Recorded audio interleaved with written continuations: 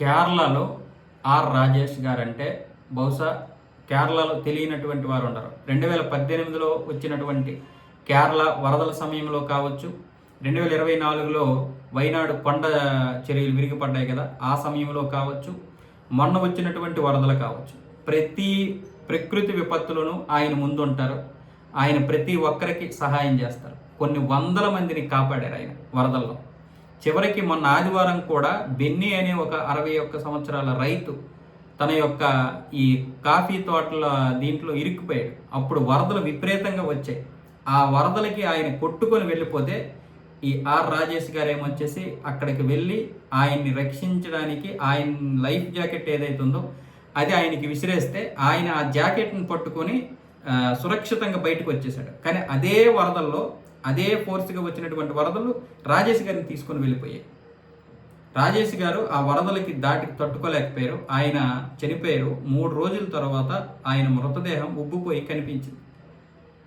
నిన్న మంగళవారం, మరి మొన్న మంగళవారం రోజు ఆ మృతదేహాన్ని గుర్తించి సాయంత్రం తీసుకొచ్చారు. నిన్న అంత్యక్రియలు జరిగాయి. పిల్లలు మా నాన్న ఒక్కసారి చూస్తాము, ఆయన మీద కప్పినటువంటి ఆ క్లాత్ తీయండి అని చెప్పి రిక్వెస్ట్ చేశారు. దీనికి చలించిపోయినటువంటి కేరళ సీఎం గారు కూడా వచ్చేసారు ఆయన మృతదేహాన్ని చూడడానికి. ఎందుకంటే ఈయన ఎంతో మందికి ఈత నేర్పించారు. అలాగే ర్యాప్లింగ్ కూడా నేర్పిస్తారు.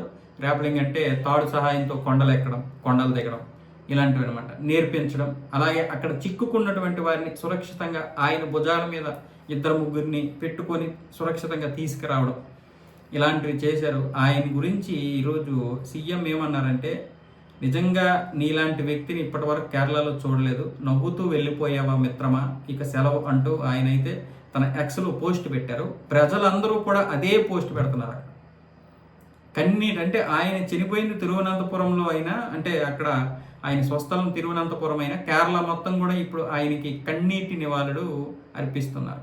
కేవలం వయసు 36 సంవత్సరాలు, 2 కొడుకులు, మంచి భార్య, ఒక ఫ్యామిలీ. ఈరోజు ఆ సీఎం ఆదుకుంటారు ఆర్థికంగా. బహుశా కేరళ సీఎం అయితే ఆదుకుంటారు, ఎందుకంటే ఆయన అక్కడికి వచ్చారు, ఆయన యొక్క విషయం గురించి తెలుసు కాబట్టి.